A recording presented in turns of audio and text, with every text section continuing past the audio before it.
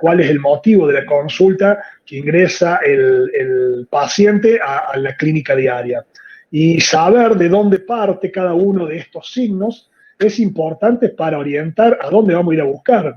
Si no sabemos qué me significa que el perro tenga un estornudo o qué me significa que el perro tenga un estornudo inverso, posiblemente esté navegando en un mar sin brújula y me cueste el doble poder llegar al diagnóstico definitivo.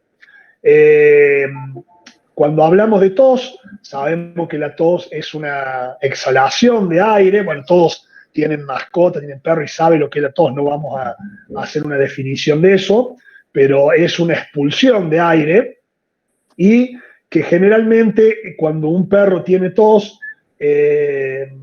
podemos buscar la causa o el origen de esta tos en tres sectores del organismo. Uno es en el corazón, que es la tos cardíaca, que en el perro la tos cardíaca se produce por una compresión del bronquio principal, por un aumento de la aurícula izquierda, y que generalmente a la inspección vamos a poder confirmar o descartar que esa tos es cardíaca con un cierto grado de precisión si no ocultamos soplo o arritmia. Generalmente un paciente con una cardiopatía tiene o algo, o un soplo o una arritmia, o por ahí una taquicardia muy pronunciada, una bradicardia muy pronunciada. Pero generalmente la mayoría de las patologías cardíacas en el perro cursan con soplo o arritmia. O sea que si yo tengo un perro con tos y no tiene ni soplo ni arritmia, podríamos que descartar a la cardiopatía como causa probable de la tos. En el gato es diferente. Primero que no existe la tos cardíaca en el gato. El signo más importante de una afección cardíaca en el gato es la disnea, la dificultad respiratoria. Y por otro lado, el gato es bastante complejo porque puede que tengamos un gato totalmente sin soplo y sin arritmia y tener una cardiopatía. Entonces, en el gato ya ahí cambia un poquito la cosa. Lo que es la tos cuando es de origen de las vías respiratorias profunda, generalmente cursa con algún cuadro de sibilancia o de estertores, generalmente sibilancia, crepitaciones, perdón, y bueno, tenemos por ejemplo la radiografía para ponerle manifiesto digamos, alguna patología que parta de las vías respiratorias profundas.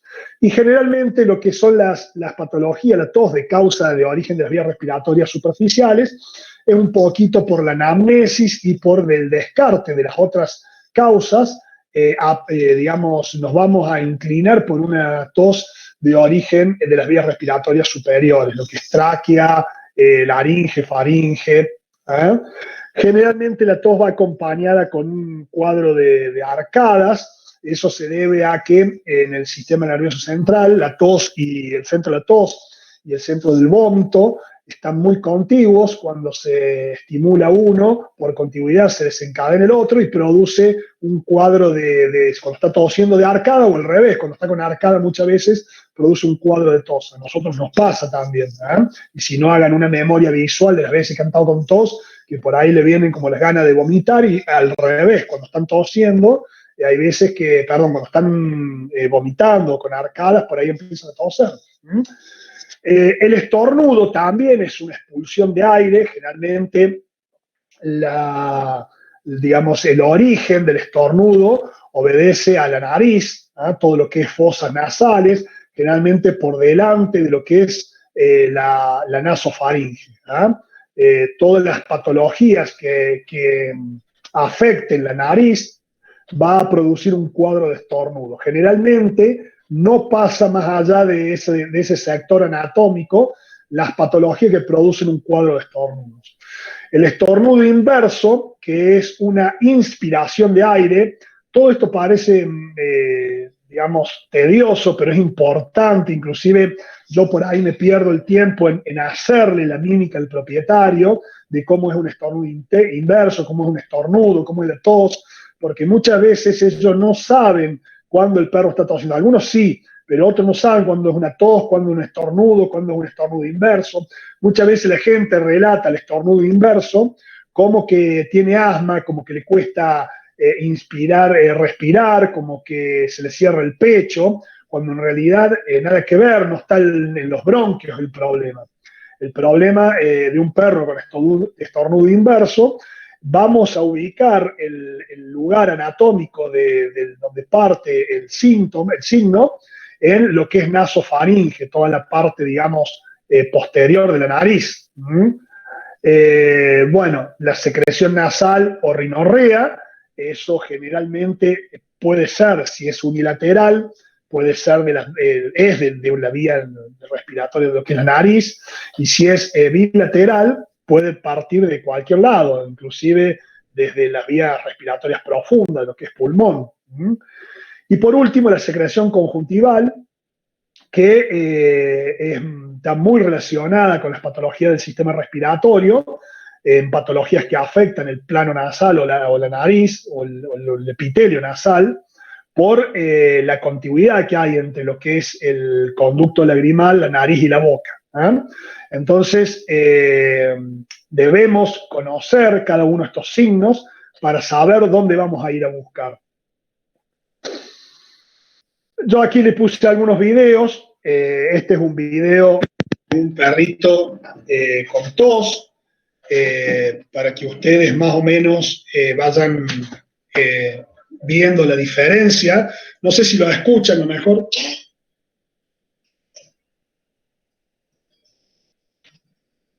A ver si se escucha. ¿Se escucha? Sí, profe, se escucha.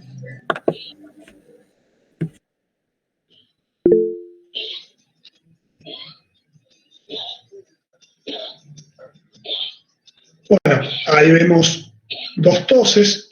Ahí hizo la arcada. La primera es una tos suave, ahí también hizo la expectoración, una arcada.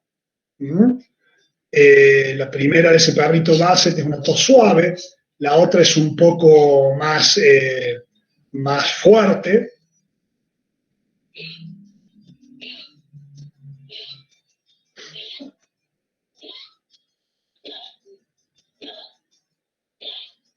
Bueno, creo que todos ustedes saben cuándo un perro está tosiendo, no hace falta mucho que marcar. Este es el estornudo.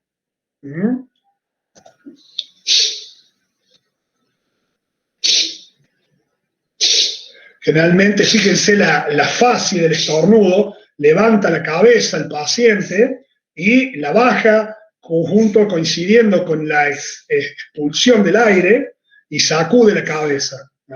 Este es mucho más sencillo de reconocer. Y por ahí el que es más confuso de todo es el estornudo inverso.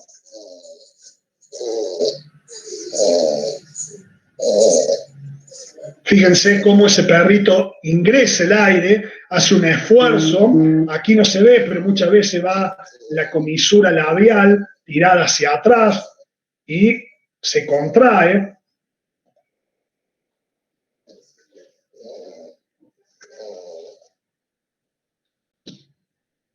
Este perrito de raza un poquito más chiquita, fíjense que es un ingreso de aire, no es que está saliendo el aire. Y bueno, es muy importante todo esto para la ubicación. Como dijimos anteriormente, ya nombramos dónde puede estar la ubicación de todos estos, digamos, signos. Vamos a ver un poquito cómo se clasifica la descarga nasal según su evolución en agudas, subagudas cuando dura 2 semanas, 3, algunos libros, alguna literatura la nombra como hasta 4 semanas. 4 semanas ya me parece que es mucho. Hay alguna variación entre la literatura consultada. Subaguda entre 2 semanas, 2 o 3 semanas a 2 meses, o entre 4 semanas y 2 meses. Y por último, las crónicas, cuando son descargas nasales que duran más de 2 meses. Según la característica, bueno, la verdad que la mayoría de las veces, cuando hay una patología crónica, puede pasar 2 cosas, o se ha demorado tanto, o es crónica por desidia del propietario, o muchas veces porque lo han llevado a varios veterinarios. Bueno, es realmente, cuando son patologías complicadas, muchas veces es muy difícil llegar al diagnóstico y hacen falta métodos complementarios muy particulares que por ahí no están al alcance de nuestros medios, ¿ah? O económico, o que no existe el estudio para poder realizar, digamos, en el medio en el cual estamos trabajando. Según las características físicas, puede ser serosa. Muchas veces la parte serosa, digamos, cuando hay una secreción serosa, va relacionada con alguna enfermedad viral. Bueno, no siempre es así, pero muchos lo relacionan con una cuestión viral, alérgica. Muchas veces perros que tienen una conjuntivitis serosa pueden también eliminar, digamos, contenido nasal seroso. Mucosas, cuando ya hay un proceso inflamatorio bien instalado. Recuerden que lo que es el mucus es secretado por las células caliciformes del sistema respiratorio, y cuando está inflamado, se inflama mucho, aumenta la secreción. Generalmente es o como una clara de huevo, o como ya si va tomando un poquito más de consistencia, se pone media blancuzca la secreción mucosa. Purulenta ya generalmente va relacionado con algún cuadro de infección bacteriana, generalmente toma una coloración media verdosa. Y bueno, hemorrágicas puede ser por la presencia de un tumor que esté sangrando, o por la presencia de alguna patología, digamos, de la coagulación, alguna alteración de la coagulación. O también puede haber combinaciones de algunas de estas. Muchas veces puede empezar serosa, se transforma en mucosa y termina en purulenta. O sea que, y por último, hemorrágica, depende si el foco sostenedor sigue actuando. Según su forma de presentación, unilateral o bilateral. Unilateral, dijimos que generalmente las patologías unilaterales asientan en lo que es la nariz, y las bilaterales pueden venir de la nariz, pueden venir de la nasofaringe, del tracto respiratorio superior, o el profundo. Y según su frecuencia pueden ser continuas e intermitentes. Esto es bastante por ahí difícil de evaluar por la característica que tienen nuestros pacientes, que continuamente se están lamiendo las secreciones. Entonces, eso por ahí, lo que nos parece que es intermitente, a lo mejor está saliendo bastante, y el propietario no se da cuenta porque el perro se pasa la lengua en forma inmediata. Según el volumen, copiosas o escasas. Aunque parezca mentira, todas estas cositas ayudan al diagnóstico. Son pequeños aportes que va haciendo el diagnóstico para poder llegar al diagnóstico definitivo.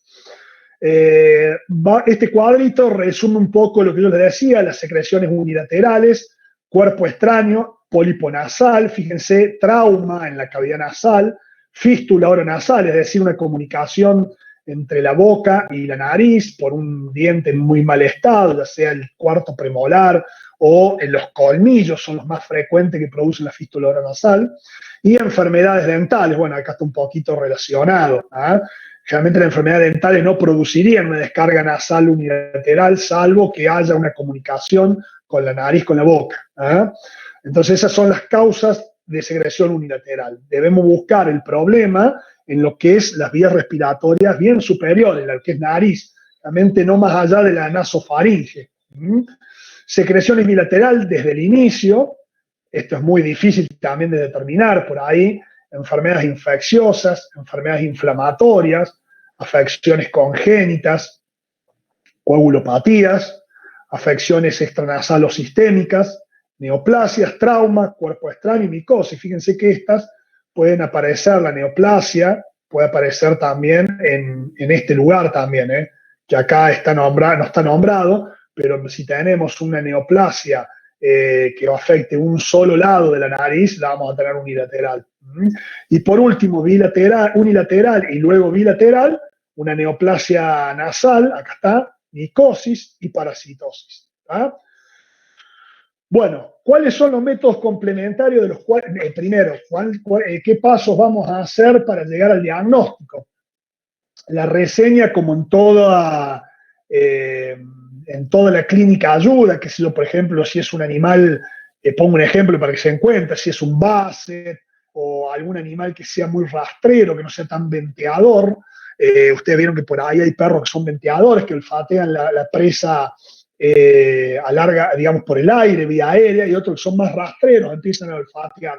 Podemos llegar a sospechar, y si se usa para un fin de caza, podemos sospechar de algún cuerpo extraño, algo que se le haya incorporado en la fosa nasal, y más si es una secreción por ahí unilateral, nos puede llegar a orientar.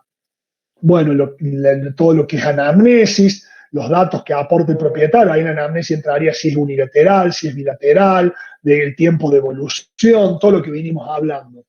El examen físico también es importante, pero bueno, debido a las características anatómicas de lo que es la nariz, por ahí es bastante difícil determinar si es que no encontramos alguna causa media sencilla, que es que abramos la boca y veamos un diente, un cuarto premolar o un diente, un canino en mal estado y que se mueve con mucho sarro y mucha secreción purulenta, e inclusive el dueño te comunica que cuando toma agua empieza a estornudar. Por ahí es medio complicado acceder a la cavidad nasal y llegar a un diagnóstico por el examen clínico solamente. El análisis de laboratorio, bueno, aporta el estado general del animal, si hay anemia, si no hay anemia, si hay trombocitopenia, si podemos hacer las pruebas de coagulación en caso de que sea una patología hemorrágica, un tiempo de protrombina, de tromboplastina, en los consultorios un tiempo de sangría, un tiempo de coagulación, para ver cuál puede ser la causa del sangrado nasal.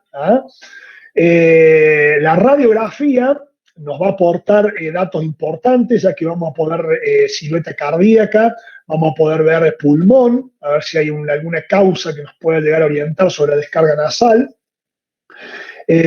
Podemos llegar a ver lo que es sacar una radiografía de cabeza para ver si vemos alguna masa en la cavidad nasal, si vemos alguna desviación o ausencia o destrucción del septum nasal, que nos haga sospechar que hay un tumor, que haya una micosis. Y por último, la citología, que vamos a ver el estudio citológico, vemos la presencia de alguna célula patológica, si hay bacterias, si no hay bacterias, nos pueden informar en micosis que se vean por ahí con una simple tinción, nos puede llegar a informar. Y en verde está todo lo que está a nuestro alcance en la mayoría de los consultorios. O sea, yo así viva en un pueblito, teóricamente no debería tener problemas en realizar todos esos estudios. Por ahí no es lo ideal, pero un análisis de sangre podemos mandarlo a un laboratorio de humanos, no es lo ideal, pero bueno, ante la nada, por ahí es bueno, inclusive podemos empezar a charlar con el bioquímico humano o con el bioquímico humano y empezar a manifestarle nuestras inquietudes, que ellos nos devuelvan y empezar a charlar para que ellos se familiaricen de la técnica y nosotros podamos sacar provecho, ayudarlos a ellos. La radiografía es lo mismo, yo tengo gente, veterinarios que han ido a sacar al hospital de humanos, la radiografía de los perros, entonces se le va buscando la vuelta y yo creo que se puede de todo lo que está en verde realizar. Y de última, una citología, una análisis de sangre, saca sangre y se manda por un cadete a la ciudad más grande que tengan cerca para poder realizar los estudios en un laboratorio veterinario.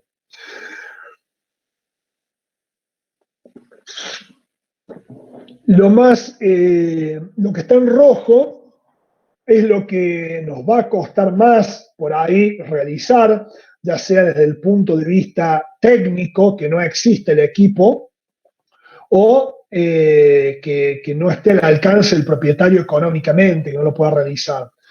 La tomografía computada, la rinoscopía y por último la rinotomía exploratoria e histopatología, en caso que sospechemos fuertemente de un tumor o por ahí no sabemos qué tiene, pero vamos a inspeccionar si sabemos que el problema está en la cavidad nasal, podemos hacer una rinotomía para ver si hay alguna masa, alguna estructura y tomar muestras en forma directa. Los tratamientos generalmente tenemos un tratamiento sintomático y de sostén, que es la hidratación adecuada para humedecer y fluidificar el moco para que pueda ser expulsado y largado. Al hidratar, el moco se hace fluido y lo puede llegar a expulsar el perro, no le queda tapándole las fosas nasales, no le quedan incorporados en el tracto respiratorio. Los orificios nasales deben estar limpios de moco y exudado para el confort del paciente, para que pueda respirar. Muchas veces podemos limpiarlo con un trapito, aspirarlo con una perita de esas pediátricas, esos enemas pediátricos, y dar descongestivos nasales. Puede ser una fasolina o puede ser un corticoide inclusive. Si estamos en condición, el perro está en condición de recibir un corticoide, lo puede recibir. Hoy en día existen corticoides de baja absorción sistémica que se pueden dar por vía nasal, o sea que con baja repercusión. Y por último, el tratamiento específico, todo lo que es antibiótico terapia, antibióticos de amplio espectro. Lo ideal es hacer un cultivo antiograma, pero bueno, de última, si no se tiene la posibilidad, se da un antibiótico amplio espectro, una quinolona, alguna amoxicilina más ácido clavulánico, pueden llegar a andar bastante bien para lo que es todo lo que las bacterias del tracto respiratorio. Antiparasitarios, antimicóticos, se pueden dar antihistamínicos. Bueno, yo la verdad que los antihistamínicos los puse porque la literatura está, pero a mí me ha dado muy pocos resultados para lo que son los controles de alergias en los perros y en los gatos. Inmunosupresores en caso de que pensemos que pueda haber una patología autoinmune. Y por último, lo que dije, la cirugía. Si tenemos un pólipo nasofaríngeo o tenemos un tumor, debemos recurrir a la cirugía. Bueno, vamos a pasar, una vez hecha la introducción, digamos, de lo que es descarga nasal y patología en las vías respiratorias, vamos a pasar propiamente al caso clínico. Este es un caso clínico, como le dije anteriormente, de muchos años. Es un caso que vi en mi veterinaria, le estoy hablando año 2000, no me quiero equivocar, 2006, 2007, hace muchísimos años atrás. Bueno, y que realmente hicimos todo lo que se pudo hacer porque la dueña acompañó. Por eso yo digo que para llegar a un diagnóstico de una patología por ahí compleja, hace falta de propietarios muy especiales que te sigan, primero que te tengan confianza en lo que vos haces. Eso, la confianza es lo más importante. Después, un recurso económico disponible, porque la verdad que muchas veces tenés que llegar a estudios que son muy onerosos, muy complicados. Entonces necesita de un propietario muy especial. Se presenta a la consulta un canino macho mestizo de cruce con collie, de 19 años de edad. Bueno, para mí tenía un poco menos, pero bueno, viste cómo son los propietarios por ahí que ni se acuerdan la fecha, y más cuando tienen varios perros. Pelaje blanco y negro, así un tipo border collie, pero bajito, de un tamaño de 12 kilos, 13 kilos, llamado Tweety. Y el animal era de un animal de compañía. Vivía en la casa, tenía salidas esporádicas a la calle. Tweety manifestó una historia de estornudos explosivos. Estornudos explosivos son como el perro que le mostré ahí en el video, de explosivos y paroxísticos, o sea, comenzaban en forma abrupta y terminaban, y a lo mejor a la tarde volvía de nuevo a hacer el cuadro de estornudos. Secreción nasal de tipo mucosa, que según la propietaria dijo que era de aproximadamente unos 10 días de evolución. El canino vive en la localidad de Las Higueras, un pueblo vecino de la ciudad de Río Cuarto. Convive con 7 perros más, los cuales se encuentran en perfecto estado, todos con vacunación y desparasitación al día. Esta señora, digamos, los mantiene bastante bien, no es el típico copiador de perros que mete perro y los alimenta con más gut, lo alimenta con alimento balanceado de muy mala calidad. generalmente le da un alimento no de los más caros, pero de mediana calidad. Y las vacunas se las hace casi siempre, se hace un poquito por ahí más retrasado, pero se las termina haciendo las anuales. Todos los perros tienen contacto con la calle, más precisamente una plaza que se encuentra al frente de la casa de la propietaria. Generalmente la propietaria le abre las puertas a la mañana para que salga, como dice la gente, a pastorear. La verdad que nunca he visto un perro comiendo pasto así en forma, sí, por ahí esporádicamente, pero no en forma que esté todo el día comiendo pasto. ¿Viste? Me dicen, lo saco un poquito porque quiero que pastoree un rato. Es un término que se usa en la jerga diaria. O por ahí te dicen, no, le tiré un huesito para que rumee. Yo ya me hago la idea del perro regurgitando el hueso y volviéndolo a masticar.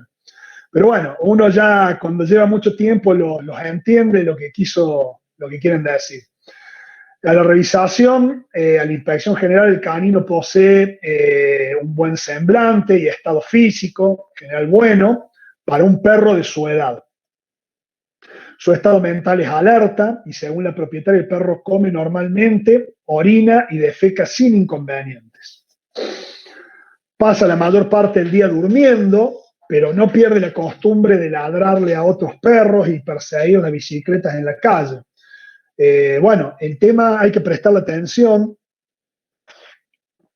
cuando uno le pregunta al propietario y te dice que duerme mucho, porque el dormir mucho muchas veces la gente lo emparenta con problemas de perritos viejos, por eso duerme mucho, y muchas veces el perro duerme mucho por dolor. Cuando camina, como le duele, permanece mucho tiempo echado o durmiendo y disminuye su actividad. En la revisación general, los ganglios, mucosas, tiempo de relleno capilar, estado de hidratación y tegumento sin particularidades, temperatura 38,6, frecuencia cardíaca 150 latidos por minuto, está un poquito elevada, pero bueno, muchas veces en el consultorio, la mayoría de las veces vamos a encontrar aumento de frecuencia cardíaca, podemos encontrar jadeo y podemos encontrar inclusive si podremos tomar la presión arterial, seguramente presiones arteriales altas en el perro debido a la descarga simpática que le produce el ingreso al consultorio. Y en la auscultación se ausculta un soplo 3D6 con mayor intensidad del lado izquierdo. A la revisación particular de las vías respiratorias se observa descarga nasal bilateral mucosa en forma copiosa y estornudos explosivos que salpican la camilla y las paredes del consultorio. Cuando el perro pegaba esa sacudida de cabeza, largaba mucha secreción que impactaba sobre la camilla y hasta en las paredes. El reflejo tusígeno era negativo y la ocultación de los campos pulmonares sin particularidad. Ahí tenemos a Tweety con una descarga, fíjense, como una descarga media blanquecina, bilateral, o sea que ya de la sola inspección nos diría que el problema puede estar en todos lados, porque es bilateral, o sea, puede ser un problema nasal que afectó las dos vías, digamos, los dos orificios nasales, pero lo más probable es que parta el problema de aquí, de lo que es la nasofaringe para hacia atrás. Ahí lo ven. Se le realiza un análisis de sangre rutina y básicamente no hay muchas alteraciones. Fíjense, los glóbulos rojos están bien, el hematocrito está bien, la hemoglobina también, tanto los valores normales, las proteínas plasmáticas también. Por ahí no sé si tengo las plaquetas, no está informado las plaquetas, creo, no sé si las informa más abajo, no están. Esta era la época que había que pedirlas a las plaquetas. Acá ahora te le informan directamente, por más que no las pidan. Bueno, los leucocitos también, o sea que uno podría pensar a priori que no hay un proceso infeccioso, aunque hay patologías infecciosas que no generan ningún tipo de modificación en el leucograma, ni en el, ni en el leucograma, ni en el eritrograma, perdón. En lo que es la bioquímica sanguínea, está levemente aumentada la GPT y la GOT, pero fíjense que no son aumentos muy marcados. Si vemos acá es el doble y si vemos acá no llega ni al doble. O sea que no sería de una relevancia clínica, al menos en este análisis, en este momento. Posiblemente si pudiéramos repetir y esto sigue aumentando, bueno, ahí le prestaríamos un poquito más de atención. La urea está un poquito alta, 0,7, lo normal hasta 0,40, y la creatinina 1,6, lo normal hasta 1,5, pero yo cuando tengo estos valores de urea y creatinina aumentada, instantáneamente tengo que mirar la densidad urinaria. ¿Para qué? Mido la densidad urinaria para ver si este riñón si este aumento de urea y creatinina no están debido a un proceso de deshidratación o muchas veces no deshidratación, pero sí que el animal esté tomando poca agua. Bueno, y acá la densidad está en 1032, o sea que uno podría decir, así en un somero, en una somera impresión, que el riñón estaría bien, que este aumento de urea y de creatinina es prerrenal. Bueno, el resto del análisis creo que no hay un poquito de células caudadas de la pelvis, pero la verdad que tampoco hay nada que sea tan contundente. Posiblemente a lo mejor hubiera sido bueno repetir otros estudios para ver si esto, cómo se va moviendo. Se le saca una radiografía de cabeza y tórax. Bueno, está un poquito lateralizada la placa. Fíjense, esta parte de la nariz y esta parte de la nariz no son simétricas. Esto finalmente habría que rotar un poquito la cabeza hacia este lado para poner que sean las dos partes de este tamaño, para que se vean iguales.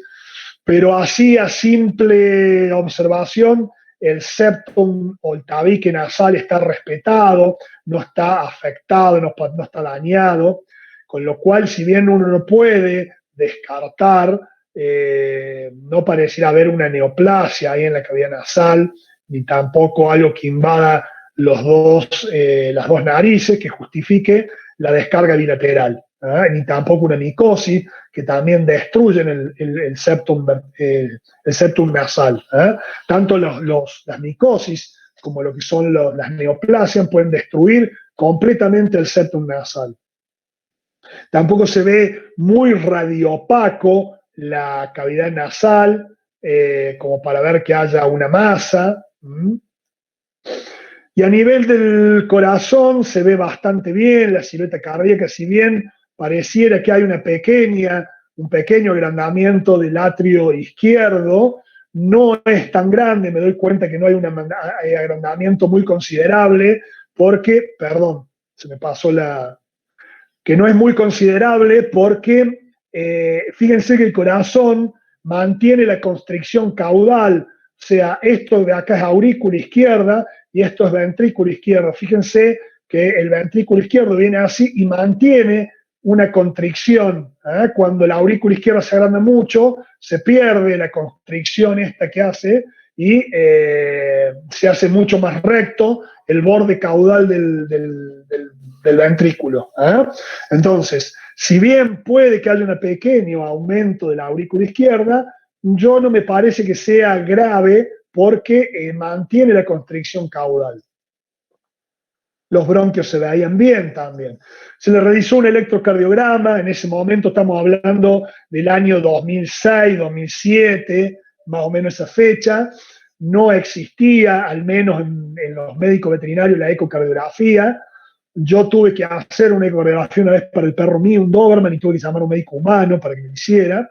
Entonces se le realiza, la mayoría teníamos a disponibilidad lo que es el electrocardiograma, que ustedes ya han visto que el electrocardiograma sirve para ver la actividad eléctrica del corazón y como dato añadido nos da una orientación si hay alguna sobrecarga o algún agrandamiento de alguna de las cámaras. Entonces, a nivel pulmonar, la ocultación rales aislados, en el corazón, soplo, foco mitral 2 de 6. Acá en ese momento el cardiólogo que lo vino a ver determinó que era 2 de 6, a mi criterio era de 3 de 6 cuando yo lo oculté, pero bueno, eso tiene mucho que ver también por la interpretación individual de cada veterinario.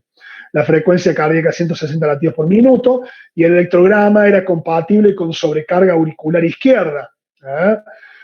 Lo que determinó en ese momento el cardiólogo que lo vio, que ante esta situación de una sobrecarga auricular izquierda, el perro debería ser tratado con bueno, se categoriza como insuficiencia mitral crónica clase 1B.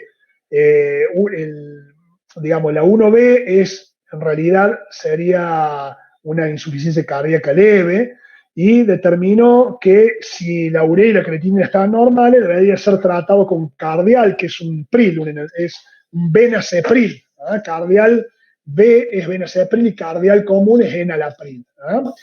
Hoy en día los consensos han cambiado y en esta etapa no se usa este medicamento, y lo que se usa en esta etapa por ahí es el pimobendan. ¿Eh? Van cambiando en forma continua los consensos a nivel mundial, se reúnen los 7, 10 popes más importantes de cardiología a nivel mundial y van poniendo y cambiando digamos, las piezas de la jugada para el tratamiento de lo que es la patología cardíaca. Entonces, ustedes ven que lo que se hace en un momento, hoy ya no se recomienda, no le va a pasar nada si le dan cardial, pero lo que le ha pasado es que no han visto, según los popes, aunque hay discrepancia en esto, que vaya a haber algún tipo de modificación en la sobrevida del paciente que empieza en esta etapa con cardial, con el enalapril.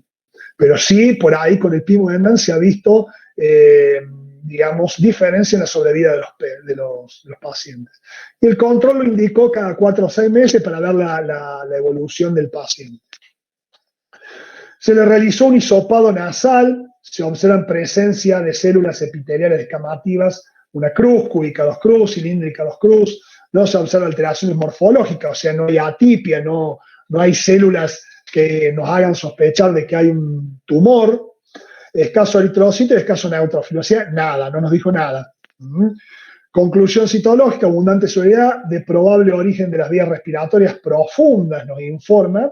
No se observan signos procesos inflamatorios ni neoplásicos. Bueno, acá yo creo que hablé con Corina en ese tiempo. Yo no sé si ya había entrado en la universidad a trabajar, estamos hablando del año 2008. No, yo me parece que ahí hablé con Corina y le hicimos, por medio de la gestión de Corina, hicimos una rinoscopía con un artroscopio de equino rígido, no sé si te acordás, Corina, que bueno, tiene realmente sus inconvenientes, porque generalmente lastima bastante al no ser apropiado para las vías respiratorias, realmente lastima, y el problema es que cuando lastima o irrita, sangra y ya ahí perdemos la visibilidad de la cavidad nasal. Pero bueno, con paciencia lo introdujo en realidad Corina le hizo la endoscopía, lo introdujo en la cavidad nasal y pudimos ver algo en ambas fosas nasales, y también lo pusimos en la tráquea. Y bueno, no vimos realmente nada extraño que nos permitiera visualizar este tipo de artroscopio, que no, vuelvo a repetir, no es el ideal. ¿No? Por ahí Corina les podría decir que se usa bien. Pero sí. ¿Alguien quiere hablar? No, estoy acá, Pablo, estoy acá. Sí, en ese momento, claro, teníamos solamente eso, no le podíamos hacer la rinoscopía, hacer la retroversión para ver toda la parte de la nasofaringe. No tiene el rígido que tenemos nosotros, si bien se pueden usar, es un rígido que no es adecuado, entonces no teníamos el canal de trabajo como para hacer los lavajes, así, se nos había complicado un poco. Pero bueno, sí, siempre hacer el intento, ¿no? Claro, exacto. Lo importante es hacer el intento, que bueno, tratamos de nos movimos para tratar de buscar la solución al paciente. Bueno, se ingresa por tráquea, se vio hasta la bifurcación, casi metimos, es un artroscopio aquí, tiene por lo menos, no sé, no me acuerdo, pero 20 centímetros tiene, fácil, o más, capaz 25 de tener. Sí, 30 centímetros. 30 centímetros, sí, 30 centímetros, era bastante largo, me acuerdo que pudimos ver hasta la bifurcación de los bronquios y no veíamos ningún tipo de anormalidades. Lo que sí hicimos como un cepillado de la muestra y un lavado y obtuvimos en un tubo de ensayo, obtuvimos material para hacer una citología y un cultivo y antibiograma. ¿Eh? El informe citológico se observan eritrocitos, células de origen epitelial, poligonales, intermedias, cúbicas y cilíndricas, no se observan células inflamatorias ni atípicas celulares, se observan bacterias compatibles con Simonsiella spp. Conclusión citológica, no se observan alteraciones diagnosticables citológicamente. O sea, seguíamos en la misma a pesar de todo el esfuerzo realizado. Para que ustedes no me pregunten, acá le busqué lo que es la Simonsiella, pertenece a la familia Simonsielaceae, forma parte de la microbiota normal de la cavidad oral de los perros, son bacterias gram negativas, grandes, que después de la división se acomodan en pilas de moneda y se pueden observar en citología del tracto respiratorio superior, que es lo que había pasado, siendo sugerente de contaminación desde la orofaringe, sin ningún significado patológico, o sea, no nos había informado absolutamente nada. Entonces, se realiza finalmente y como último estudio un cultivo y antibiograma en la espera de resultados del cultivo y antibiograma, porque demoran, recuerden, entre 48 y 72 horas, si estamos hablando de bacterias y si hablamos de micosis, puede llegar a durar hasta semanas a meses el cultivo, depende el hongo que esté actuando. Y bueno, uno le va a pasar a ustedes que se van a topar que los tiempos del propietario no son los mismos tiempos que los suyos y los tiempos suyos no son los mismos tiempos que los del laboratorio. Entonces, uno tiene que, como clínico, tiene que tratar de dar respuesta al propietario o al menos calmarlo, tranquilizarlo. Entonces, ante para tratar de tranquilizar al propietario, de que si bien es un propietario que tenía mucha confianza en mí, yo lo que quería que ellos tuvieran una idea de que se estaba haciendo algo para tratar de corregir los síntomas. Entonces empezó un tratamiento en forma empírica en base a dexametasona, o sea, un corticoide, 8 miligramos totales, y amoxicilina más ácido clavulánico, 250 miligramos, un comprimido cada 12 horas, y ketoconazol, un antimicótico. O sea, a pesar de que no encontramos nada, le dimos con todo lo que podía haber llegado a estar creciendo ahí en la cavidad nasal. Luego nos llegó el cultivo y el antibiograma, no se aíslan agentes bacterianos de importancia patológica en aerofilia, en microaerofilia, tampoco se observa el crecimiento de hongos en un medio de Saburó. Si bien podemos llegar a tener acá que hay bacterias que no crezcan en el medio de cultivo que le han puesto, o hongos, bueno, la mayoría de los hongos y bacterias, de las más comunes, crecen en este medio de cultivo. O hay, por ejemplo, bacterias que uno tiene que hacer tinciones especiales para ponerlas de manifiesto, pero bueno, ya es como que estábamos aislando muy, muy fino y bueno, seguimos adelante. El canino responde bastante bien a la medicación, disminuyendo considerablemente la secreción, se termina con los 20 días de tratamiento, con un repique cada 72 horas de dexametasona, ya que cuando se terminaba el efecto de dexametasona, el canino comenzaba a estornudar y a aumentar la secreción. Bueno, es un dato importante. Obvio, como era de esperar, el antibiótico y el antimicótico no generaba ningún cambio importante en la sintomatología del paciente, pero sí lo hacía la dexametasona. Aparentemente respondía bien ante la medicación con corticoides, como si hubiera un componente alérgico o inflamatorio importante. Entonces, considerando la respuesta positiva a la dexametasona, y al haber agotado los métodos complementarios disponibles en el medio y accesibles desde el punto de vista económico, se decide tratar a la patología como una rinitis alérgica. Se comienza con instilaciones de propionato de fluticasona de 50 microgramos, que es el flixonase nasal. Hoy en día hay un montón de corticoides por vía inhalatoria que tienen baja absorción sistémica, que realmente podemos hacer tratamientos bastante prolongados sin provocar cuadros de Cushing iatrogénicos. Se le intilaba, se compró el frasquito, se le sacó la cánula dosificadora porque no era imposible meterse en la nariz al canino e intilar, enseguida estornudaba. Y lo que se hizo es, se cargaba con una jeringa de tuberculina los 0,1 ml y le topicábamos, le metíamos la gota, 1 o 2 gotas, dentro de la cavidad nasal, lo manteníamos boca arriba, mirando hacia el techo, digamos, para que bajaran esas gotas, y de esa forma lo mantuvimos bastante tiempo sin secreción y sin estornudos. 3 meses después, prácticamente el perro no poseía más estornudos ni secreción nasal, o sea, llevaba un tiempo bastante considerable y el diagnóstico hasta ese momento era una rinitis o un proceso alérgico.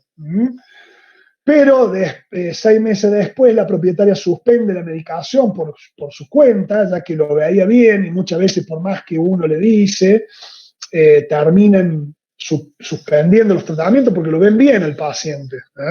En este caso, no había ninguna repercusión más que volviera a los síntomas clínicos, pero muchas veces me ha pasado gente suspender tratamientos anticonvulsivantes porque lo ven al perro que está bien, y bueno, se lo suspenden por su cuenta y entra en un cuadro de epilepsia muy severo, con un cuadro de estado epiléptico posterior, porque son muy, muy, muy severos cuando uno suspende la medicación. Entonces, hay que dejarlo por escrito en la computadora, hay que dejarlo por escrito en un papel al propietario, de no suspender el tratamiento. Al año de comenzado el primer cuadro de estornudos y secreción, la propietaria trae al canino, o sea, no recuerdo, pero creo que ahí le empecé a hacer de nuevo, digamos, le dije que no había que suspenderlo, le empezamos a hacer de nuevo el flixonase nasal, y al año de comenzado el primer cuadro de estornudo y secreción, la propietaria trae el canino, pero en este caso presentando un cuadro de diarrea mucoso, levemente sanguinolento, y esto fue lo que nos salvó la vida. Esto fue lo que nos dio el diagnóstico, porque en realidad nosotros no sospechábamos nunca el diagnóstico ni lo teníamos en mente. Le hacemos un coproparasitológico para descartar parasitosis, digamos, parasitosis intestinales. Se realiza por medio de una flotación de Willis, que es la de sal, encontrándose varios tipos de huevos tipo trichuris. Al comienzo se pensaba que era este tipo de parásito. O sea, cuando apenas lo vimos, dijimos, bueno, acá está el problema, acá está la solución de su problema de diarrea mucosa, de mucoide sanguinolenta. Dijimos acá, digamos, ya con la desparasitación, tenemos el problema solucionado. Pero luego nos pusimos a ver con detenimiento el huevo y vimos que el huevo era distinto, tenía ciertas características que no parecían un Trichuris vulpis. Entonces, al observar con detenimiento un atra de parasitología, se comprueba que se trata de un huevo de Eucolius, lo que justificaría la descarga nasal presentada por el canino un año atrás. Cuando leemos en un atlas de un laboratorio que teníamos ahí, lo consultábamos, en realidad yo decía, es un trichuri, bueno, y cuando lo observamos con más detenimiento, veíamos que tenía ciertas características que lo diferenciaban, y ya vamos a ver cuáles eran las características, y se trataba, en el mismo atlas decía parásitos de la fosa nasal y de los senos nasales del perro y del lobo. Entonces, bueno, ahí se nos prendió un poquito la ficha que podría tratarse de esa patología, la responsable de la descarga nasal del perro. Estos son los huevos que encontramos en el coproparasitológico. Son fotos sacadas con una máquina que había en ese tiempo digital, prácticamente con muy bajos píxeles, 13 megapíxeles, hoy existen, o 10, no me acuerdo, 5 megapíxeles, hoy existen cámaras de muy buena resolución, pero fíjense cómo nos dio una imagen bastante buena. Ya vamos a ver un comparativo, cuál es la diferencia con el trichulis, pero también es un huevo bipolar, bioperculado, en forma medianamente de limón, no es muy alimonado, sino que es como más gordito el huevo. Entonces, después de haber leído y buscado literatura, se comienza con un tratamiento en base a fenbendazol, 500 miligramos del laboratorio Panacur, perdón, el nombre comercial se llama Panacur, en ese momento el laboratorio Intervet, creo que ahora se llama MCD, si no me equivoco, el laboratorio. 50 miligramos por kilogramo cada 24 horas durante 10 días. Leímos en la literatura que necesitaba una desparasitación con fenbendazol de 10 días por lo menos de tratamiento.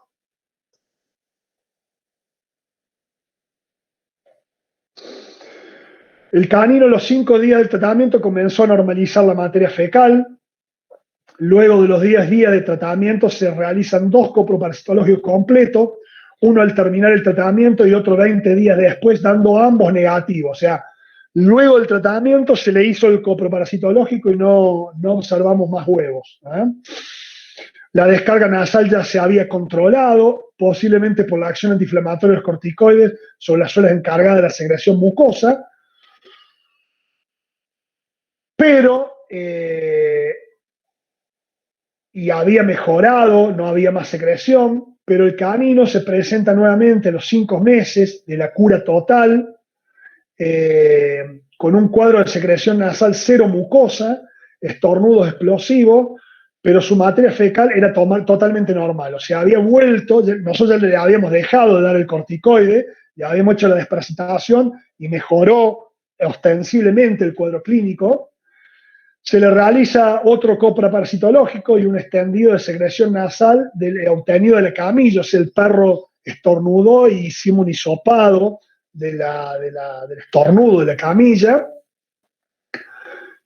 Ese es el estornudo que había hecho el perro. Fíjense que es un estornudo ceroso, medio tirando mucoso, como si fuera, esta vez no era tan blanco como lo que veíamos en la cavidad nasal, sino que ya era más tipo ceroso mucoso, cero mucoso, ya era como una clara de huevo más que blanco, y se ven pequeñas estrías de sangre que habían pegado ahí, quedado en la camilla.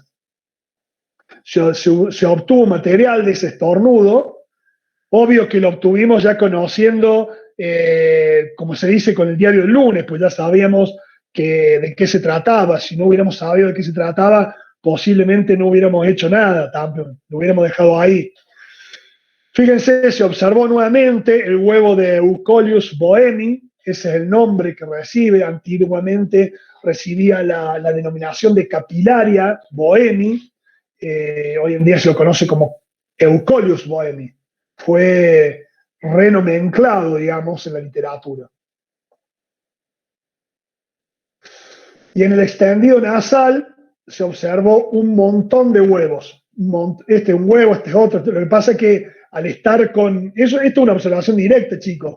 Por eso, como está con todo el material del moco, no se ve bien. El que mejor se ve es este, que inclusive porque ese perro tenía dos tipos de Eucolius. El boemi, que es el de la fosa nasal, y tenía el Eucolius aerófila. A mi criterio, es una aerófila que viene de las vías respiratorias más profundas, del pulmón. Todo esto no se ve el tapón. Acá parece que se ve un poquito el tapón, pero el resto no se ve el tapón porque está todo mezclado con el moco. Pero todos estos huevos fueron aislados de esa secreción que ustedes veían en la camilla. ¿Qué se hizo ahora? Se hizo un tratamiento de moxidectina, porque habíamos leído en la literatura que la moxidectina en única dosis era efectivo contra el parásito, y por recomendación y por haber leído trabajos, era una cruza con coli, pero por recomendación y habiendo leído el trabajo de algunos parasitólogos, decían que el coli era bastante, digamos, la amoxidactina no producía efectos colaterales como lo podría producir las doramectinas o como lo podría producir la ivermectina. Entonces le hicimos una dosis de moxidactina, lamentablemente no tuvimos suerte y el perro empezó con depresión, decaimiento, midriasis, temblores corporales, o sea que le hizo un efecto colateral, la moxidactina, ahí nomás le hizo al toque a los 15 o 20 minutos. Es más, yo me acuerdo que le puse la inyección, de haber sido tipo 10 de la 11 de la mañana y me llamó la propietaria que iba en viaje y que empezó a sentirse mal, el perro casi estaban llegando, así que me lo hice volver para, como es internarlo, lo internamos con un tratamiento de sostén, bueno, anduvo bien. Luego de la recuperación se le realiza un tratamiento con febendazol, de nuevo, el Panacur, 5 miligramos kilo, 10 días seguidos, y se vuelve a repetir a los 30 días porque el periodo de prepatente del parásito, alguna literatura nombra como que es de 30 días y otros nombran 50 días el periodo prepatente. Cabe consignar y aclarar que no se conoce todavía bien la vida, el ciclo de vida de este parásito. Por eso por ahí hay discrepancias en los periodos prepatentes. Hoy en día ya hay mucha más información, pero sobre tratamientos, sobre drogas nuevas, pero en ese momento no había mucha información. Se le recomendó a la propietaria también que controle la coprofagia, levantando la materia fecal. ¿Por qué? Porque se vio que se piensa que el parásito puede infestarse por dos mecanismos. Un método indirecto, por medio de la ingesta de la lombriz de tierra, y otro método directo por medio del consumo de la materia fecal, que la coprofagia es una actitud de los perros muy, muy común, muy frecuente, incorporando, digamos, comiendo la materia fecal, se reinfesta. De hecho, en el tiempo que lo diagnosticamos a esto, había muy, muy poquitos trabajos a nivel mundial sobre este parásito, y hoy en día hay muchos trabajos y se vio que perros que eran desparasitados en forma correcta tenían reinfestaciones al poquito tiempo. Entonces se determinó que podía ser la coprofagia. Se los aisló, se los puso en habitaciones o en caniles en los cuales viviera solamente el perro y se tomaba la precaución de levantar la materia fecal diariamente, apenas la hacía el perro, y se lo desparasitó en forma correcta y se mantuvo libre de parásito el tiempo que estuvo encerrado en el canil el perro. Mucho tiempo, o sea, son trabajos que hicieron en Italia, creo que en Italia fue el trabajo este que le estoy comentando, y vieron que entonces determinaron que la coprofagia es un método de contagio del parásito, de la parasitosis. Bueno, como les comentaba, chicos, esto es un caso clínico que fue visto en el 2006-2007. En el 2008 yo ingreso a la universidad a trabajar y a Corina y a Griselda en ese momento que estaban ahí me comentan el tema de que estaría bueno publicarlo, el trabajo. Entonces buscamos información y realmente había muy poca literatura en ese medio sobre esta parasitosis. Había dos reportes a nivel mundial, uno del tipo que lo Campbell, me acuerdo, un tipo que se ve que tiene es una persona grande de edad, mayor de edad, que fue el primero que lo publicó, y había otro trabajo a nivel mundial en un criadero de galgos en Texas, que hicieron un estudio de prevalencia de esta parasitosis, encontrando un 0,2% de prevalencia en los perros de ese criadero. ustedes saben que en algunos estados de Estados Unidos la carrera de galgo es muy, muy importante. Y bueno, este era un criadero que se dedicaba a criar perros de competencia y también practicaban, hacían carreras. Y encontraron un 0,2% de prevalencia de este parásito eran los dos únicos trabajos que había en el momento, estoy hablando del año 2008, 2009, que lo habíamos visto, inclusive, me acuerdo que Marina le escribió a Campbell en inglés, le escribió para que si nos podía mandar el trabajo, porque nos figuraba el trabajo en internet, pero no lo podíamos bajar, había que pagar para bajarlo, y en ese momento no teníamos el convenio que tiene la universidad ahora, que podemos bajar papers. Entonces lo mando a pedir y el médico veterinario nos mandó escaneado el trabajo, todo así medio como amarillenta las hojas, o sea que era un trabajo medio viejón, como para leer algo de literatura.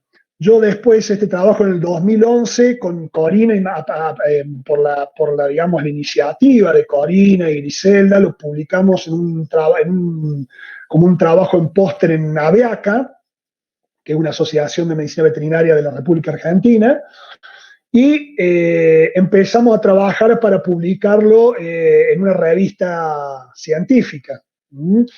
Fue publicado recién por cuestiones de trabajo, de un montón de cosas, se demoró la publicación, la publicamos recién en el año 2014, ya en el año 2014 había mucho trabajo, había inclusive trabajos con microscopía electrónica del parásito, habían trabajos con tratamientos de distintas drogas en el parásito, o sea que nos demoramos un montón, un tiempo perdido realmente, que bueno, hoy en día uno lamenta no haberlo hecho con anterioridad. De todas formas, para el año 2014, todavía seguía siendo el primer caso reportado en la República Argentina de esta parasitosis. No se había comunicado ningún caso clínico. A raíz de este parásito, el descubrimiento de este parásito, sale el trabajo que hicimos con la gente de la cátedra, que es la primera comunicación de la parasitación de un canino de Eucolius bohemii en la República Argentina, en la revista Red Vet, que está libre, la pueden descargar de internet, lo buscan así, primera comunicación de la parasitación de un canino con Eucolius bohemii en la República Argentina. Esto lo pueden buscar así. De hecho, hoy en día muchas de las publicaciones que hay en la República Argentina nombran a este trabajo como que fue el primero, digamos, que se publicó en la República Argentina. O sea, salen en las citas bibliográficas de todos los trabajos de mucha gente que lo ha publicado en revistas de parasitología. Y luego, gracias, digamos, a mi trabajo de especialización, decido hacer un estudio de prevalencia de esta parasitosis en la República Argentina, digamos en la República Argentina, escuchando, de esta parasitosis en los perros atendidos en el hospital escuela de la Universidad Nacional de Río Cuarto. O sea, quiero ver cuán prevalente era la parasitosis esta en los perros que venían al consultorio en forma al azar, aleatoria, cuán común era. Y de eso existe un trabajo publicado también. Esta es la publicación que se hizo en el año 2014, ahí figura, año 2014, así la van a encontrar en internet, primera comunicación de la parasitación de un canino con Eucolius bohemii en Argentina. Vamos a hacer un pequeño recordatorio del ciclo de... Sí. Perdón, porque acá había una pregunta en el chat que... ¿Querés que la hagamos al último? Porque así termino. Bueno, dale. La hacemos al último. Vale. Vamos a ver un recordatorio del parásito este, que ustedes no lo conocen mucho, que a lo mejor algunos sí, pero otros no. Nombre común, parásito nasal del perro y zorros, reino animal, familia Nemathelmintos, clase Nematoda. Bueno, esto es toda una cuestión protocolar, que se los pongo, familia Trichuroidea, acá comparte la familia con Trichuris vulpis y con Eucolius aerófila y con otras capilarias, que puede ser la capilaria plica también, todos pertenecen a esta misma familia. La plica, recuerden que era de las vías urinarias. ¿Mm? El género Eucolius anteriormente era llamado capilaria, o sea, hoy en día lo van a encontrar como Eucolius, pero pueden que encuentren también capilaria bohemi, especie bohemi. Afecta a perros, zorros, lobos y posiblemente otros cánidos, que se comporta como el huésped definitivo. La lombriz de tierra es el huésped paraténico y el ciclo de vida de este parásito no se conoce muy bien. Probablemente es similar al de capilaria aerófila. Nosotros teníamos pensado en un tiempo ver la posibilidad de buscarlo. Lo que pasa es que encuentro muy poca literatura cuando busco parasitosis. Seguramente la lombriz de tierra lo incorpora a lo mejor como un parásito que no es importante desde el punto de vista clínico obvio de la lombriz, porque no figura en ninguna bibliografía. He buscado para ver si puedo hacer dónde se aloja, dónde se ubica, aparentemente en los tejidos, pero la idea es tratar de ver si la lombriz de tierra es el huésped paraténico de este parásito. ¿Eh? Pero bueno, es un trabajo que hay que pensarlo bien, hay que elaborarlo, hay que programarlo, informarse para poder llegar a realizarlo y que no sea en vano, y que tenga validez científica el trabajo. El huésped definitivo ingiere los huevos infectivos de una lombriz de tierra que contiene la larva infectiva en sus tejidos. La larva infectiva en el intestino delgado del huésped penetra la pared intestinal, o sea, la perfora. La larva es transportada, o sea, no es que la perfora, penetra la pared y es transportada por sangre a los pulmones, donde se desarrolla el parásito adulto en la mucosa de los senos frontales y paranasales. Los huevos son depositados dentro del lumen de estos órganos y son llevados a la parte posterior de la garganta y tragados con el moco y eventualmente eliminados por las heces, que es lo que nos pasó, por lo cual lo pudimos descubrir al parásito.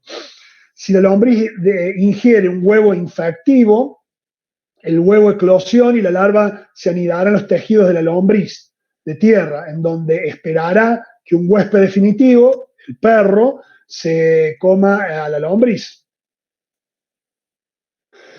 El sitio en el huésped donde puede encontrarse el parásito, de hecho hoy en día ya hay trabajos con endoscopías y visualización en forma directa del parásito en las fosas nasales del perro, en la nasofaringe del perro. Entonces se ubica en la cavidad nasal, senos frontales y paranasales. El test diagnóstico es la flotación fecal y el lavado nasal si el perro posee descarga nasal. La verdad que la mayoría de la literatura coincide que es bastante dificultoso. Primero coincide que generalmente cursa sintomáticamente esta patología, y en segundo lugar coincide de que es muy difícil de encontrar el parásito en las descargas nasales. No siempre lo vamos a encontrar los huevos, no el parásito, perdón, los huevos en las descargas nasales de los perros. Los signos clínicos usualmente son asintomáticos, como les dije, y algunas veces causa estornudo explosivo, descarga mucopurulenta y algunas veces sanguinolenta. Yo después del trabajo que hice de prevalencia, ya van a ver que estos signos no son los más frecuentes, que hay otros signos más frecuentes. El tratamiento se hace en base a ivermectina o moxidactina o lo que ustedes quieran usar, de las ivermectinas, y el febendazol, como dijimos, 50 miligramos kilogramos por vía oral, por 10 a 14 días se usa. Con lo cual, les quiero decir, chicos, que las desparasitaciones comunes que hagamos rutinariamente de una dosis diarias no lo va a matar el parásito.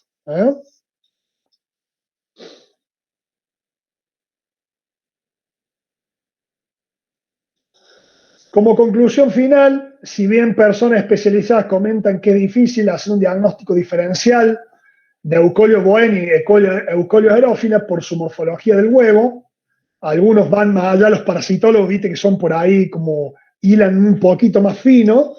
La verdad que uno cuando lee literatura, todo te pone la foto vista en microscopía del huevo y la diferenciación entre Eucolios boemi y Eucolios aerófila. Algunos van más allá y usan microscopía electrónica para algunos detalles más puntuales para diferenciarlos.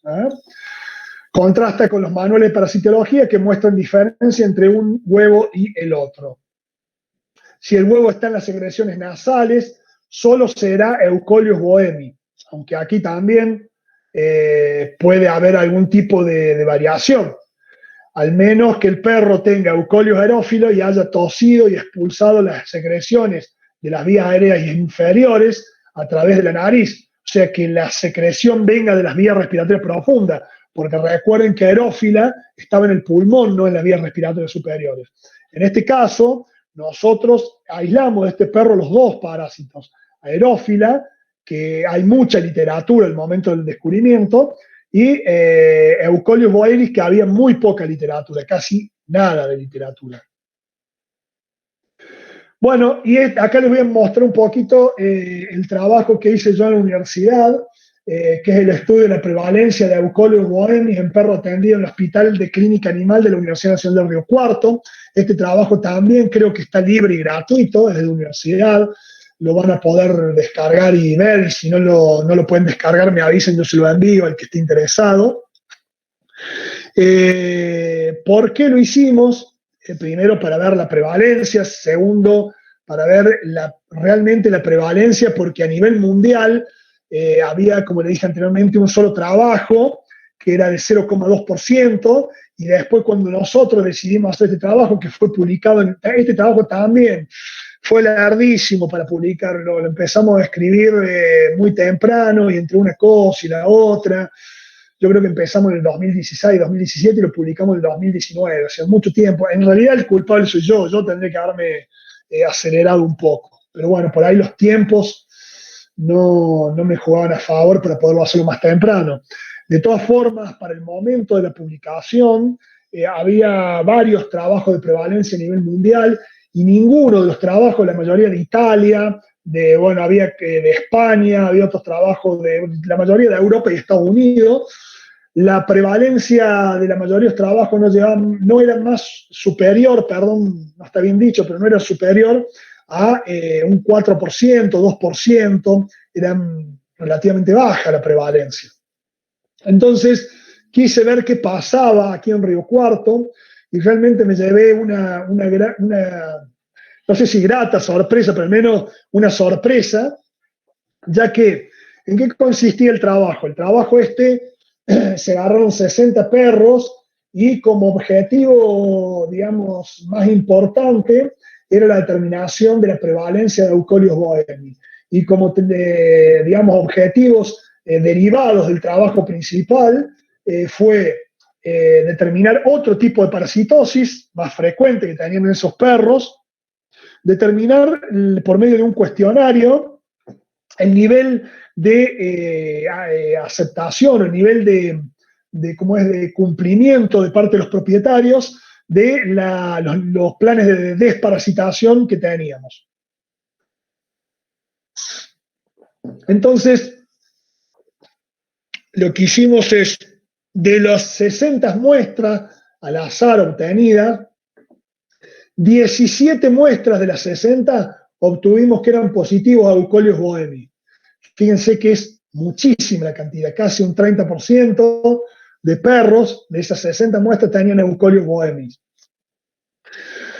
De esos 17 perros positivos, los cuales fueron identificados con un ID, y también estaba el nombre de cada perro, 1, 2, 3, 4, 5, 6, 7, 8, 9 perros no tenían síntomas clínicos, con lo cual, síntomas clínicos estamos hablando de las vías respiratorias, con lo cual en parte coincide con la literatura de que muchos de esos pacientes son asintomáticos, o sea que un perro que a lo mejor tiene en su casa, que no tiene ningún síntoma, le sacan, le hacen un coproparasitológico y tienen alta posibilidad de encontrarlo y que no curse con síntomas. Y con síntomas respiratorios fueron, si no me equivoco, 8 o 9, 8. A ver, 1, 2, 3, 4, 5, 6, 7, 8 perros cursaban con síntomas respiratorios de alguna índole, llámese tos, secreción nasal, estornudo inverso, algún síntoma respiratorio que, o sea, algún síntoma que pueda llegar a ser endilgado a una patología respiratoria.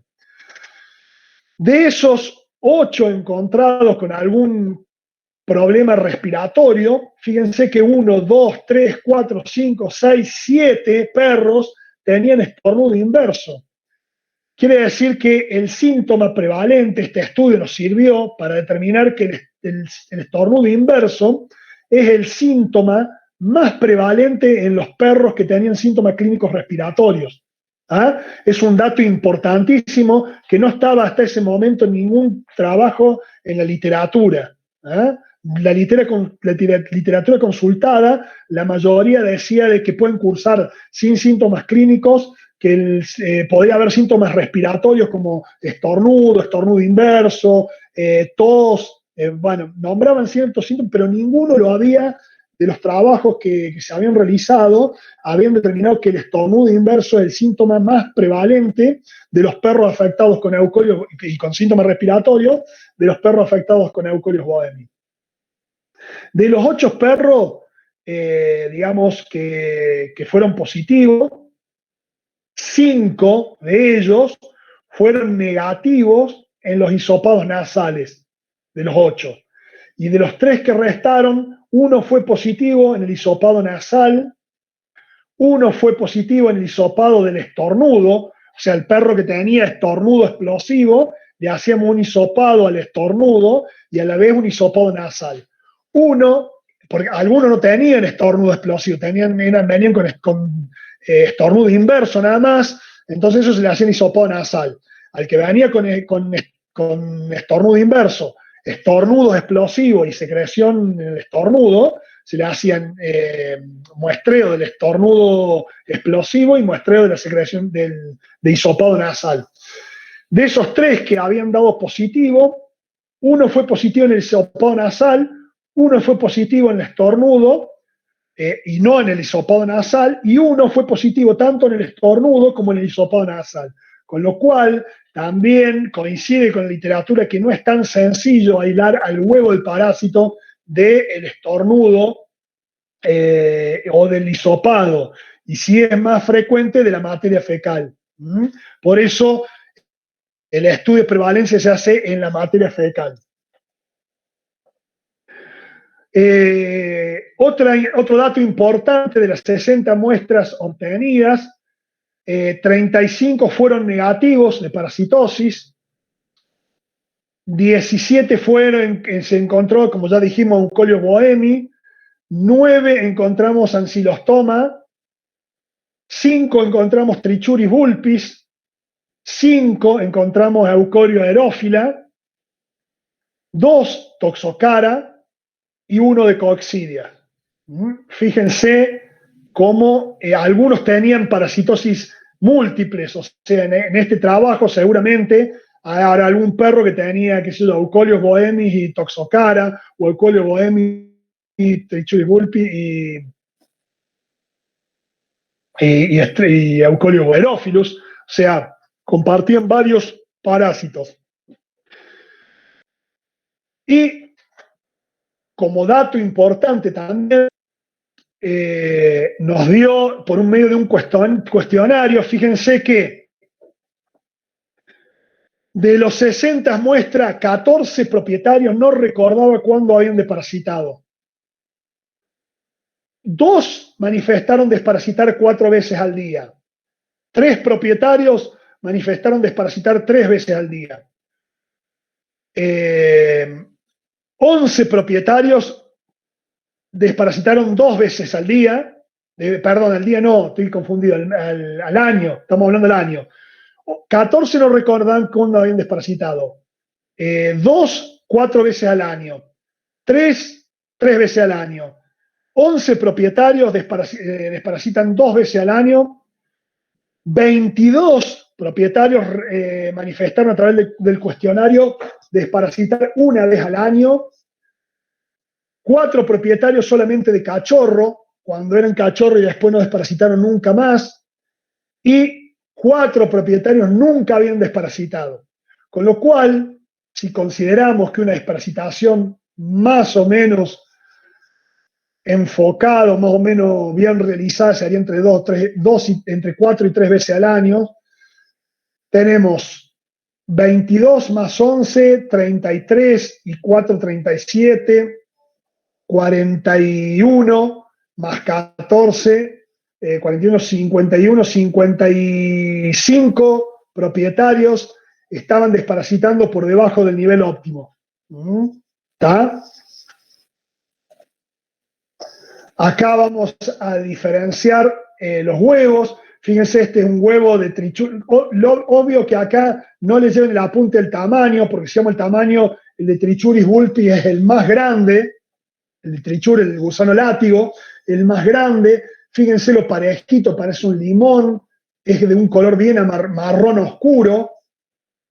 Posee aquí en donde tiene 2 tapones polares bien simétricos, y aquí tiene como unas estriaciones. Si uno le aumenta el objetivo y enfocando en esta parte, le va a ver como unas rayaduras, como unas estriaciones.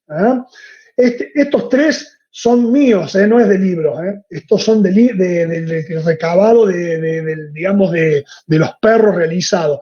Este y este es el del Tweety. Estos 2 son de Tweety, del perrito que le estamos haciendo el estudio. Este es Eucolio aerófila, es más chico que Bohemi, fíjense, es más, perdón, que Trichuris vulpis, es más pálido, posee tapón bipolar, y aunque aquí se ve bien simétrico, la literatura lo nombra como asimétrico. ¿Qué significa asimétrico? Que uno está por acá y el otro en el medio, o uno por acá y el otro en otro, digamos, lateral izquierdo y otro lateral derecho, o sea, están cruzados, no son simétricos. Y el embrión o el cigoto cubre toda la cáscara del huevo. Y por último, Trichuris Eucolius bohemi es también forma de barril, asimétrico, tapones asimétricos, no presentan estriaciones, tiene aproximadamente casi el mismo tamaño de aerófila, mucho más chico que vulpis, y si ustedes se fijan, es un huevo embrionado, en el cual el embrión no termina de rellenar la cáscara del huevo y hay una cámara de aire. Una cámara de aire. Este es Tweety, luego del tratamiento, vemos que ya no presenta ninguna descarga nasal. Como conclusión final del trabajo, ¿a qué le llevamos? O sea, cuando yo vi la alta prevalencia de esta parasitosis, lo primero pensé que había algo incorrecto, que había hecho algo incorrecto. Pensé que podía ser a lo mejor que los perros que llegaban a la universidad podían ser caninos de lo mejor de gente de un poco menos recursos, o que no tenían tan implantados los planes de desparasitación, los cuidados, o no se le realizaban coprológico en forma regular. Pero después un profe que ahí me aclaró el panorama y terminé valorando mucho este trabajo, porque al principio pensé sinceramente que algo había realizado mal. Un profe que ustedes conocen, que es Carlos Mota, a partir de este trabajo, apoyado en este trabajo, decidió hacer un estudio de prevalencia en el Centro de Reinserción de la ciudad de Río Cuarto, y le dio una prevalencia muy parecida a la mía, como un 25% de parasitosis de Eucolius bohemi. Y después una alumna que decidió, que era, digamos, trabajaba en la cátedra de parasitología, o trabajó en la cátedra de parasitología, también apoyada en este trabajo y en el de Carlos Mota, decidió hacer un trabajo de estudio de prevalencia en las materias fecales de perros, recogida de perros de Río Tercero, la ciudad de Río Tercero, y encontró una prevalencia bastante parecida a la que encontré yo y la que encontró Carlos Motas. Como conclusión final, ¿a qué se puede deber la prevalencia tan alta en los perros de nuestra ciudad y la ciudad de Río Tercero, y no en otras partes del mundo? Por un lado, que este parásito necesita aproximadamente 10 días de desparasitación para poder matarlo, con lo cual se imagina que en el cuestionario hay gente que no desparasita nunca, otra desparasita 2 veces al año, otras veces no se acuerdan cuándo es desparasitado. Entonces difícilmente hagan un plan de desparasitación para poder matar al parásito. Por otro lado, no se tiene la costumbre de tenencia responsable de mascotas, y el propietario o la gente que sale con su perro a las plazas difícilmente levanten la materia fecal, con lo cual favorecen la coprofagia de los perros que circulan en las plazas. Por otro lado, también la gran cantidad de perros vagabundos que existen en nuestra ciudad, que a lo mejor no existen en Europa o en Estados Unidos, favorecen a la propagación de esta parasitosis. Seguramente también los climas y los suelos de la República Argentina también colaboren a la alta prevalencia encontrada de esta parasitosis. Entonces, hay mucho para trabajar sobre esto. Creo que ya hay un gran puntapié inicial, ya hay muchos trabajos, inclusive pueden buscar, hay un trabajo en Italia en el cual un perro con presencia de síntomas neurológicos, se le hicieron todos los estudios habidos y por haber, no encontrándose la causa como es del síntoma neurológico. Se le realizó coprológico, se encontró parásito de Euscolios boemi, se le realizó una endoscopía con un rinoscopio, digamos, adecuado para realizarlo, y se observó la presencia del parásito en las fosas nasales del perro, y posteriormente se encontró, se hizo una resonancia magnética buscando la causa de este cuadro neurológico. Se hizo una resonancia magnética y se encontró una masa que se pensó en un principio que podría ser un tumor a nivel del sistema nervioso.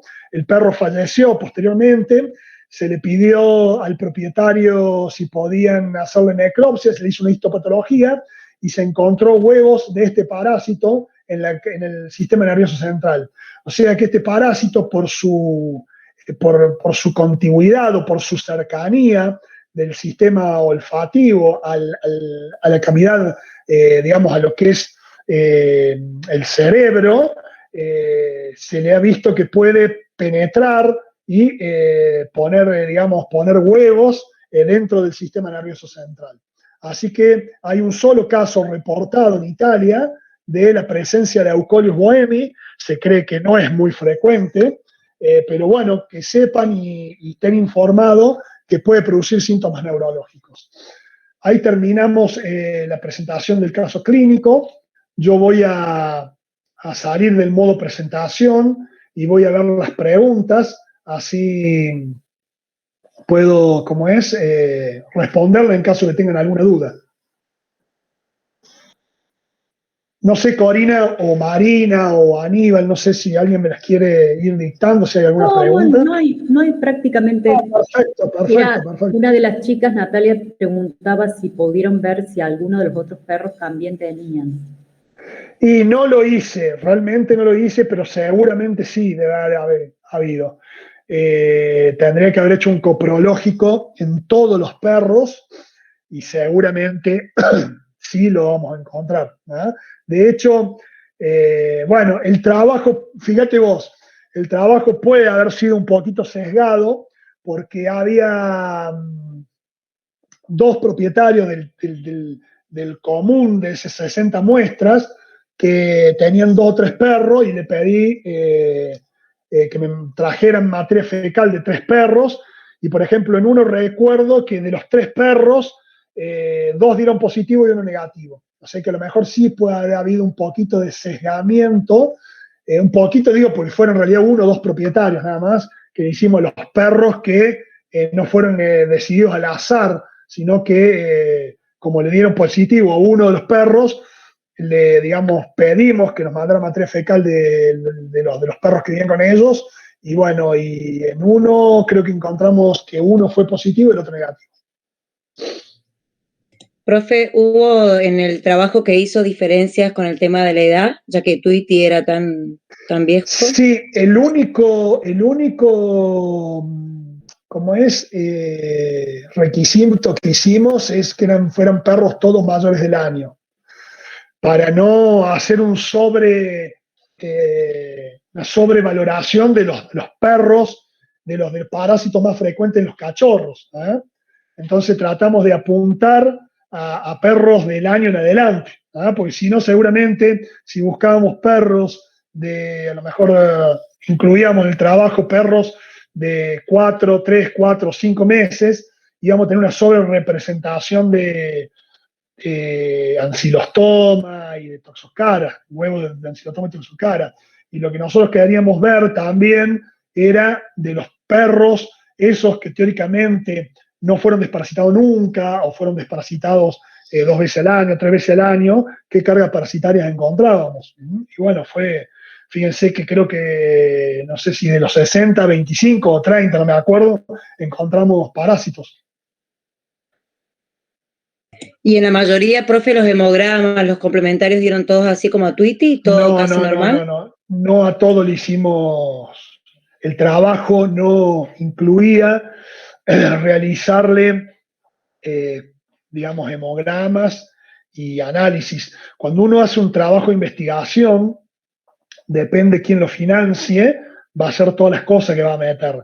No consideramos que sea una cosa imprescindible, si bien no lo descartamos y puede ser importante para ver si hay algún tipo de manifestación a nivel del hemograma o a nivel del hemograma, leucograma, eritrograma, o a nivel de la bioquímica. Pensamos que no tenía relevancia, y todos esos trabajos a nivel de la universidad, esas 60 muestras, si vos no la justificás con un trabajo o no está financiado, en este caso era pagado lo pagó la cátedra el trabajo, porque era un trabajo de investigación de la cátedra, y bueno, se hacía digamos, con lo mínimo indispensable.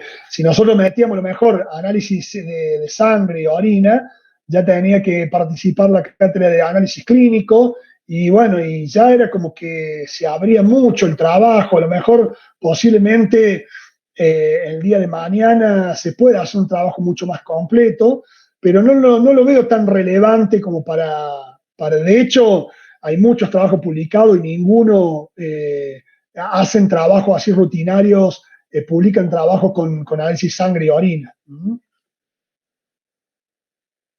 Pensá que hay que pagar todas esas determinaciones, todo hay que pagarlas. Sí, está bien, profe, no, pensé que por ahí como se acercaban por alguna otra cosa también, y se le había hecho algún otro complementario, lo aprovechaban.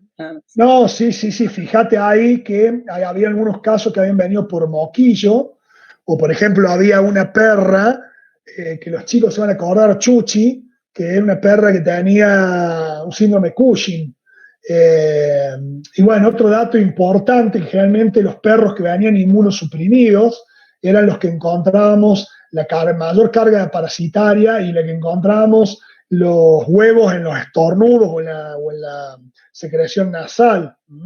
O sea que creo que el nivel inmunitario del perro va a influir en encontrarlo en cavidad nasal o en las secreciones del estornudo. Y creo también, son suposiciones, que los síntomas más severos, como el estornudo explosivo, procedían de perros que venían inmunosuprimidos. Tweety por su vejez posiblemente, y el perro con moquillo y la perra con Cushing, que fueron 2 de esos 3 que se encontraron en el hisopado o en el estornudo, con enfermedad, una con inmunosupresión viral y la otra con inmunosupresión por los corticoides. O sea que creo que lo podemos llegar a encontrar en perros inmunosuprimidos con mayor frecuencia en los hisopados y en el estornudo. Muy bueno, profe, gracias. De nada. Bueno, si no hay más preguntas, creo que No sé, Cori, ¿vos tenés que comunicarle algo a los chicos, decirle algo? No, simplemente me parece que así como corolario final, después de todo esto, que estuvo muy interesante, que bueno, que cuando viene un paciente, un poquito lo vimos la vez pasada con uno de los casos que presentamos, pero cuando viene un paciente que tiene secreción nasal, que a veces es un dolor, no a veces, casi siempre es un dolor de cabeza, Siempre. siempre un dolor de cabeza. Entonces, bueno, tener presente eso, que por ahí uno no relaciona en materia fecal, coprológico, con un problema nasal. Y bueno, y ahora a partir de esto, que los chicos tengan presente que lo tienen que incluir ante un caso de estos. Bueno, fíjate vos, cuando yo